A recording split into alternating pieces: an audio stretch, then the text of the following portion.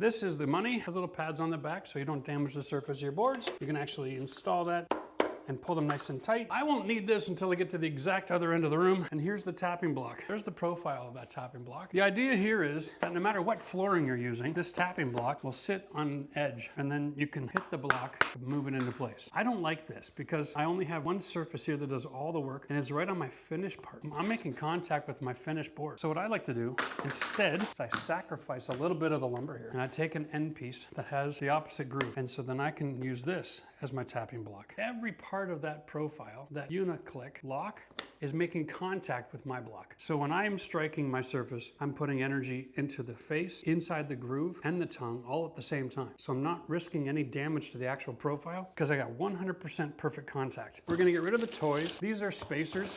Use a pencil, 1/4 inch, 1/2 inch. Pull the space off. Shove my pencil in there. That's the gap I need for expansion and contraction. Walls are never straight enough to use spacers anyway. We're gonna just give this a love tap, and now that flooring sits flat. Let me demonstrate that one more time. When you put it in the uniclick, you see how it sits off the floor? It's because it's not totally engaged yet. Once you line that up and give it a love tap, then it sits on the floor. Now you know it's engaged. If you're having issues with separation, you can put the block right on the joint, and I can hit here, transferring energy into both pieces. When you're inspecting your boards, look for debris in the corners. It's a manufacturing defect. It's all over the place. Check the little tongues on the other side. If there's damage, then break them off. A missing piece of material here is not going to cause that to fail. See the debris here? If I tried to put that in the next board, this little bit of debris would cause that joint to fail. It's really hard. It's made of the core. You have to not just install, you have to inspect as you go. Better to have something that's not perfect out of the way than incorporate it into your floor.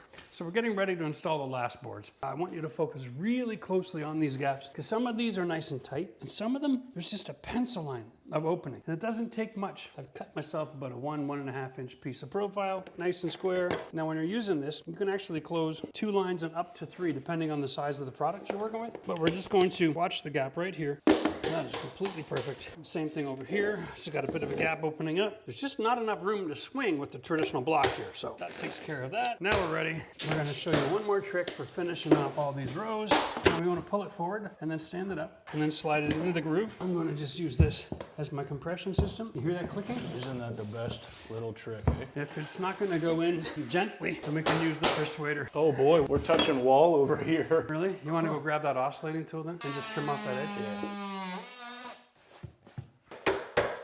You got it. One room down.